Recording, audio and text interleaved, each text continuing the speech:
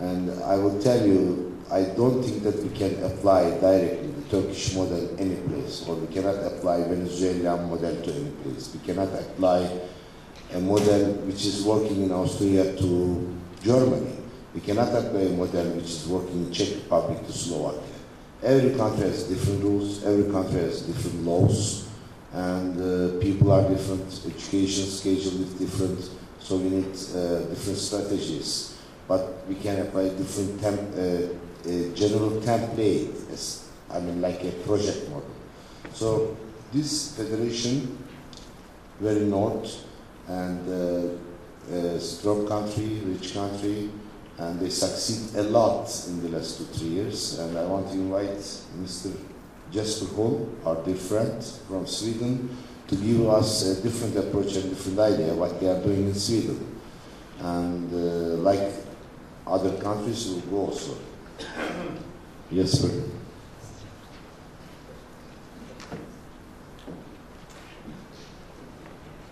All right, thank you. My name is Jesper Hall. I'm from Sweden, and I'm employed by the Swedish Chess Federation to take care of chess in schools in Sweden. In 2006, the Swedish Chess Federation saw big problems. We had decreasing activity in our chess clubs, and we also had fewer members than just 5-10 years earlier on. What to do? What we then did in the Swedish Chess Federation was to put our efforts into a tournament called FIDE. FIDE was a local tournament. The idea was that it was a social project for grade 4. They competed as a class, and what we do in FIDE is that we give the class 3 lessons in how to play chess. We give the teacher material, and then they are about to compete with a class in this competition. This project is mainly a social project. The idea is that every individual in the class is important for the success of this in this tournament. So we sell it to the school as a social project mainly. And in 2006, we employed a project leader for this, and I was in charge of this project.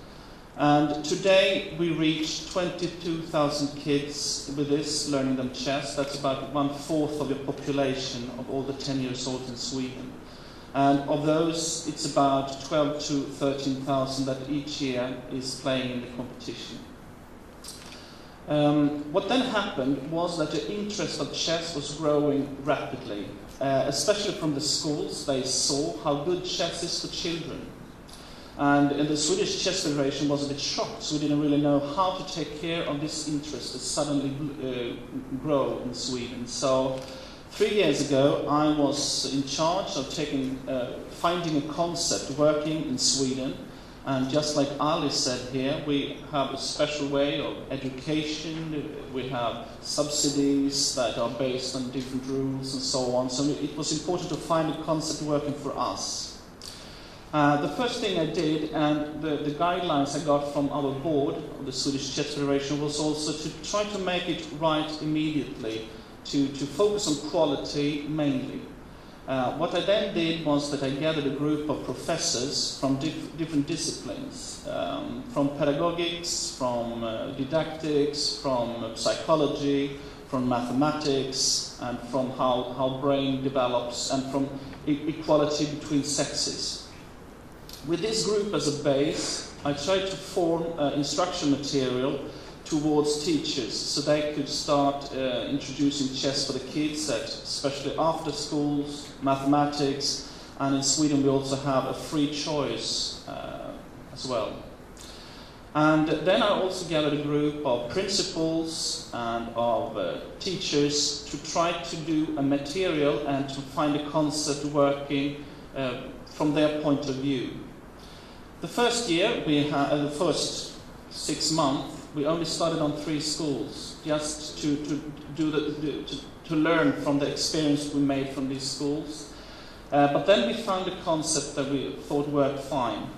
So what I do now is that I teach teachers to become chess instructors, because one of my main ideas was that it's easier to teach chess to pedagogues than to teach pedagogues to chess players, you know. And this is, sometimes I say it with a smile, of course, because we have lovely exceptions from this rule, of course, with chess players that are good pedagogues, of course. But mainly with little children, younger children, from 6 to 9, I think it's easier way to go. So I give them courses, I give them a specialized instruction material that is shaped by these professors and by pedagogues themselves and so on, so they can start chess with the children. And now in 2 years we have 400 schools that is part of Chess in the Schools movement. We have 6,000 kids that is training chess every week at the schools. And we have 1,000 pedagogues that has been given these basic instructions on how to teach chess. For the time being, the project has got growing pains, because I am the only one employed that is working with the project, and the interest is so huge now, so we don't really know how to move forward.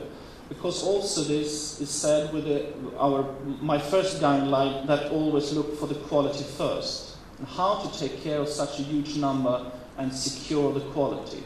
So that is what we are fighting with now. How to because now also they call me all the time to be part of this project, but we don't know if we can take care of them and secure this quality. But of course, Sweden is now making money on the project, so we hope in the future they could be reinvested to secure quality.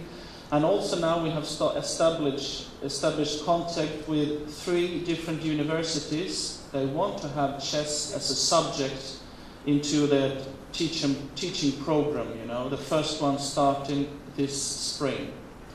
So future looks good. Thank you. Yes, we have a lot of things to learn from the Swedish model, what Jesper created, and it's going on, and we are ready to cooperate, of course. And okay, there are some friends here. They have done a lot with the chess school. First of all, I want to ask if Councillor Ravindra is here. Ravindra, would you like to give us some short report what happens in India, which is a huge chess country, great chess country, and one of our very pragmatic targets is India. All India Chess Federation is cooperating very well, and we want to access to great numbers there. So, Ravindra, can you tell us what you have done since since what you are doing, what's happening in India?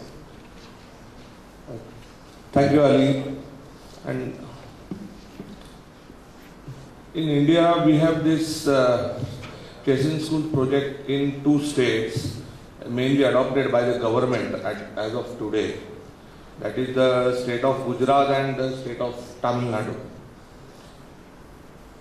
There, the program is twice a week classes, compulsory classes, without marks subject it is.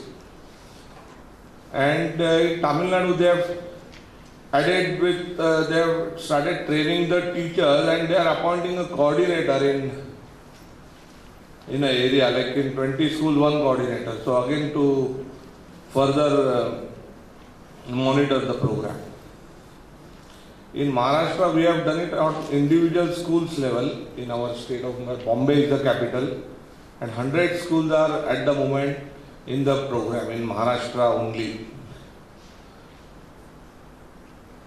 All India Chess Federation, we are taking this program with CIS Commission now, and we are appointing 6 zones. We have divided in zones now. 6 zones we have divided. And we are appointing zonal grandmasters only, the zonal coordinators, and the program of teaching. The biggest problem we are facing is teaching the trainers. and followed by the trainers will train the instructor. In this regard, our CIS secretary has agreed to come for the training program in October. You don't invite me. Huh? You don't invite No, me. and for our chairman, we want to invite for a special another occasion to it. To that also we have discussed with Kevin. No joke. It's true. We are inviting our chairman to meet with our chief minister. So it's better to push it in a big way. We want that. We have already spoken. And also, if we could line up corporate which are in the children products, we want to have a meeting at that time. So this is the program going on. It's going on in a big way, and you will hear more about it in 2-3 months when we take it up at federation level. Now it's at states level. But what we have found out is every schools where our people are there, they are very much interested. The schools are very much, they found something new and they find this game very important for their students to think strategically, focus. They are interested. So how we present it is the most important to the schools. Schools are showing great interest. And I thank the Commission for their support in this program. Thank you. Before you leave, I have to say that India is one of the countries in the world, including Turkey, if we compare, has the great government support and state support for chess school program. And they are very lucky. I wish the same for all of our federations and our countries. Thank you. And yeah, please. And one thing to add, I think Ravindra was too modest to mention that it is very likely that following Gujarat, which was the first state, and Tamil Nadu, it seems that Maharashtra is fairly certain to follow suit and introduce chess into all of the schools in their state. And we have to understand the country is a huge country with population. This means a lot for the future, for FIDE also. And now, I would like to impress first. I checked, shame on us that Suzan Polgar is not our member in the commission. Either we made a mistake, because she's a great chess person, and she's one of the most experienced person with the chess school project in the United States. I would like to invite Susan to share her experience, I mean, especially what happens, what you are doing with chess school. Susan, do you want to say something? I would be very honored to hear. Please.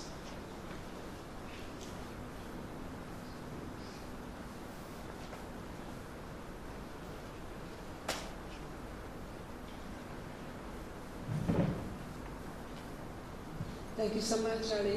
You surprised me, so I better wake up. It's early in the morning. But in any rate, I've been indeed very active in chess in the schools in various forms. After I pretty much stopped playing actively back in 1996, after I won the World Championship, I started a chess center, and also I started teaching in one of the public schools, in one of the inner city schools in New York City. So I gained the experience firsthand how it is to communicate with young children who have no chess background, and I had some very interesting experiences. As you probably heard, not necessarily directly my personal experiences, but chess in the schools in the United States is very, very popular. There are a number of major organizations who involve tens of thousands of children that are in New York City or in Seattle or Philadelphia or in St. Louis or in Texas. One of the most famous examples in the United States is in Texas. All the way down south, there is a mid-sized city of about, I believe, 250,000 people called Brownsville in Texas. The city is not much known other than being one of the most south cities in the United States, and that it's with very difficult socioeconomic situations for most families, mostly families from Mexican immigrants. Usually those kids have very little means, very little opportunities, often very little self-confidence, therefore. About a decade ago, a teacher started using their chess as a tool to motivate kids to do better in school, using chess as a reward. If they even come to school in the first place, attend at all, they are allowed to are being rewarded by being allowed to be in the chess club. This eventually grew into a snowball effect. Many of those kids got excited. They excited their friends, and from just a few dozen kids, eventually the program grew to about 5,000 kids participating in a program in a relatively small city. And not only that, it helped them gain self-confidence, give them opportunities to travel to some state and national championships, but also it led them winning being number 2 in the world, in world youth, and many national titles. So it changed the whole image of the city. It changed the self-worth, the self-confidence of many of these kids, and not less importantly, it improved on their academic performance. In the United States, that's a major element, a major focus why chess in the schools is promoted, not from the perspective necessarily from chess clubs or the chess federation, but from the schools and the education administrators' perspective. They do believe, and from the experience shown, they are convinced that chess helps children perform better academically. They are more disciplined, they are more focused, they are more logically thinking, and so on and so on. So that's the primary angle in the United States why chess, I think, is growing tremendously, especially in the schools. As of my personal experience in recent years, I'm very much involved in the higher education, actually in the college level, and I would like to mention that. I saw it's on the agenda towards the end, that college chess as well, and I know chess in the school generally it's more referring to more kindergarten through 12th grade, but I don't think we should forget, and I'm eager to hear what will be said about college chess, but since I'm very involved in that for the past 5 years, I'd like to say the state of college chess, at least in the United States, is fantastic. There are more and more universities offering scholarships, as perhaps many of you know. College tuitions in the United States are extremely expensive. They typically range from $10,000 to $50,000 a year, and that's just tuition and fees, not even talking about housing or meals or anything like that. And therefore, for young people, chess players, to receive a partial or full scholarship to one of those excellent universities, it's an amazing opportunity. I'm currently with Webster University, that's the newest of the universities in the United States that offers scholarships, and it's an amazing opportunity, I think, for chess players who want to combine their education with continue playing chess. So that's just kind of a summary. I know there are many other speakers, and I appreciate the invitation to join. Yeah, but I would like to say, Susan, first of all, thank you for very nice verbal report. You are over, now I checked that you are not member of commission in Southern State, but you are over now federations. As a legend, we respect you so much, we like you so much, you are doing a great job also in the chess commission. I would like to say for higher education, I believe we have to look at ourselves, mirror, and we have to understand that we are making, we neglected this area for a long period in the last years. Even with chess in school, in primary schools, we are at the beginning phase, I believe. Of course, after Palladino created this commission, made great job, our predecessor, and Owencio continued, Wasli, then Owencio again. But I believe, I want to say, yes, recruiting children in the highest education, in schools, colleges, universities, by scholarship is a great job. But what I want to say, especially creating academicians on this field, not only for higher education, but to look at the chess in the primary school also as education and as sport. Unfortunately, we don't have such as people enough. Okay, Mr. Costier, Mr. Blanco, they make as academicians, they make some job, but you understand what I say? It's more important to have real sport scientists focused on chess for establishing all necessary figures. Because what we make a mistake, great mistake, as FIDE, as people we are, we know that chess is a sport. But if I tell to you for chess is a sport, he tells me yes, chess is a sport, we like telling to each other. But somebody else should check, look at it. And maybe because we love this game, but we have bad habits coming from the past. We resist, for example, dress code. We resist some kind of physical preparation. Maybe, I don't know if it's true, correct or not. I'm not expert in this area. So somebody should tell us, for being a sport, from academical point of view, after research, this should be done, this should be done. So I would like to ask you if you can help us and contribute for the high school part of the Chess and School Commission. We will be very happy to see you in the list. Thank you so much. I'll be glad to join, and I appreciate the Thank you, Susan. And, trust in me. thank you. Thank you so much. Okay.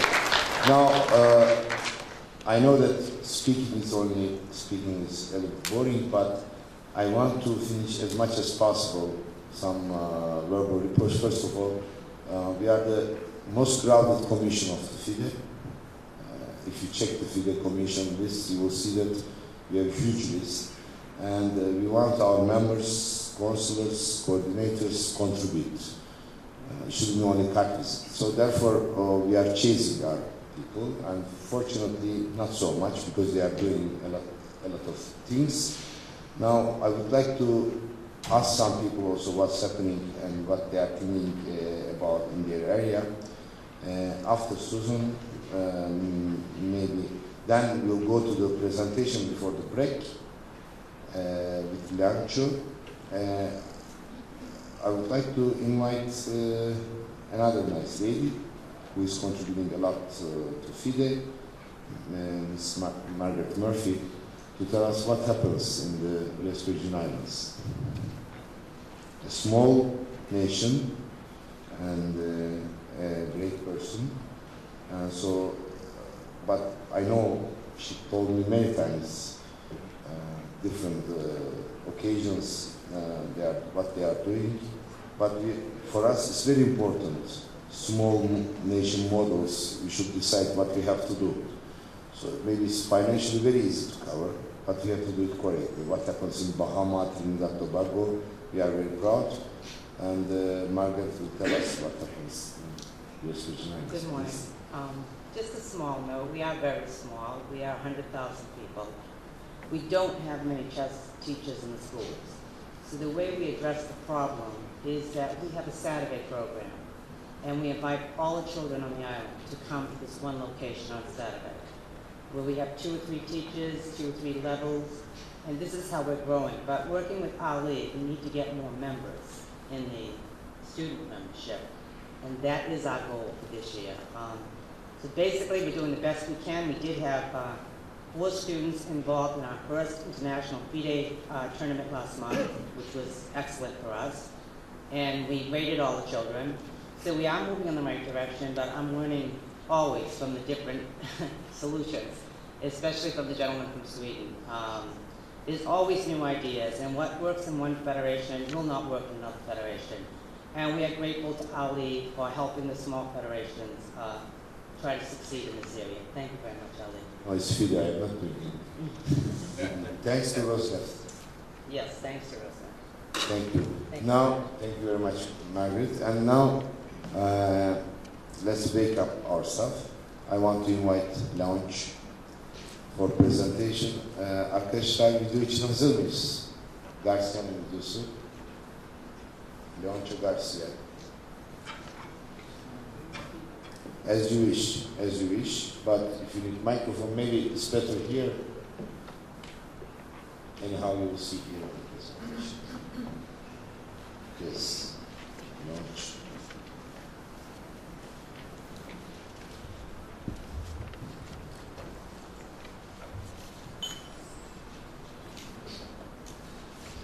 Good morning, everybody. Thank you, Chairman Ali. Thank you, Kevin.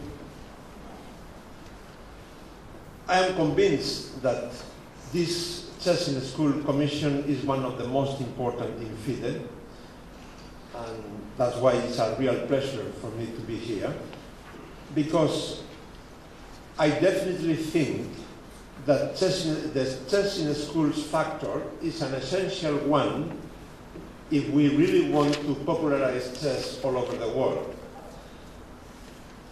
I have been working very hard for the last 5 years or so in an argument which I think is a very useful one, which we can add to the ones we already had, to persuade governments all over the world about how important it is to promote chess. Last February, I gave this same lecture in a Congress of neurologists in Spain. More than 200 professionals were there, and they unanimously approved my hypothesis.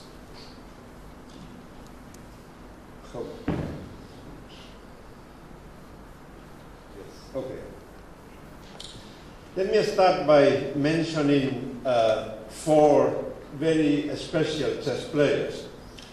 About 5 years ago, I was wondering why we have so many chess players who are very agile, mentally speaking, even when they are very old.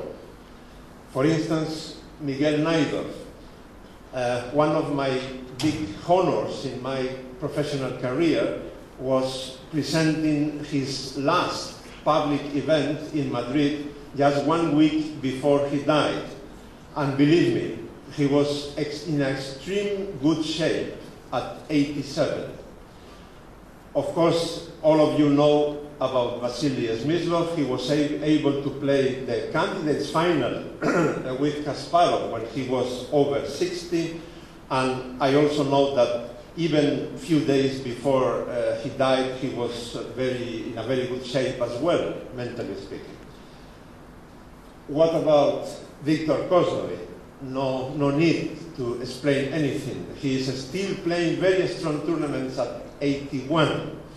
And probably you don't know the other one, Johan van Hulst, 101 years old. I met him last January at the closing ceremony in Vaikanse. He is able to give very interesting lectures at 101 years old. He has been a chess player all his life, also member of the Dutch parliament. Okay, now chronologically, about 5 years ago, as I said, I was thinking about that. We have a lot of chess players, very old and in very good shape. Then I was reading an interview in Spain with a famous neurologist, and he was saying that the first 2 targets for Alzheimer are memory and concentration. And then I thought, well, memory and concentration are precisely 2 of the mental qualities you develop more when you play chess frequently. So probably we have an inverse connection here. Then I started to investigate a little bit, and I found this one. This study is one of many similar. And as you see, the conclusion says very clearly that we have this inverse relationship. level of cognitively stimulating activity in old age is related to risk of developing dementia. So more mental activity, less risk. Okay, following my research, I found this one. This study is very important because when they were designing the study, they were not thinking on chess particularly. Their goal was to find out which activities are good to delay brain